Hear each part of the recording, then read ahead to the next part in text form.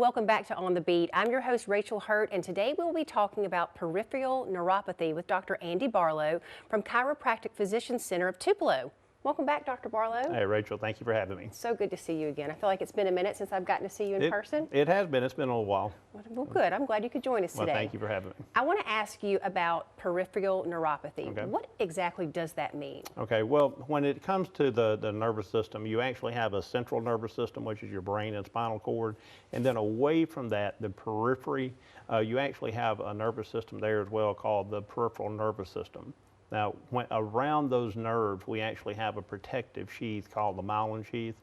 And when this sheath gets damaged, it can actually slow down transmission, and then patients start to get numbness and tingling and pins and needles. They can actually get cold hands and cold feet. So, and again, peripheral neuropathy can be upper, like hands, and lower, but most people think of it being more in the feet, but it can be in the hands and the feet.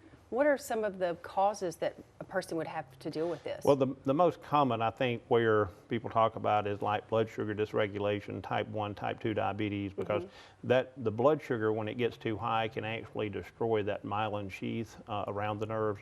Inflammation is another one. One that most people don't know that much about is gluten sensitivity.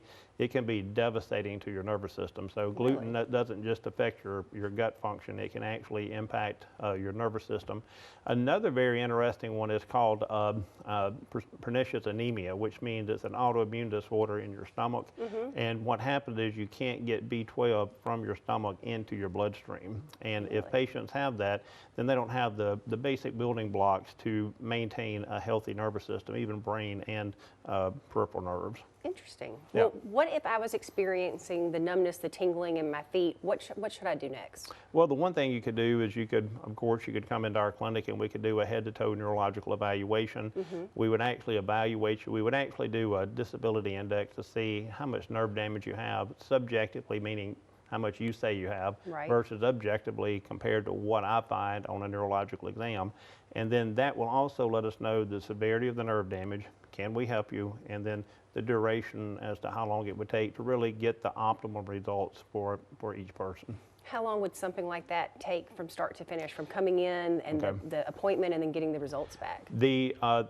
That would be at least an hour. So you would come in, we would do a head-to-toe neurological exam. We would take x-rays of your lumbar spine. Now see, this would be another area. Your lumbar spine, L5 can actually be damaged, and that can cause numbness and tingling in your feet as well. But typically within an hour, we can go through a neurological exam, take x-rays, and then go over a care plan and show you what we found. Oh, wow, all within an hour. Pretty much within an hour. Now, it's not like that with everybody, but an hour would be pretty close. Pretty standard, Yeah. pretty standard. Excellent.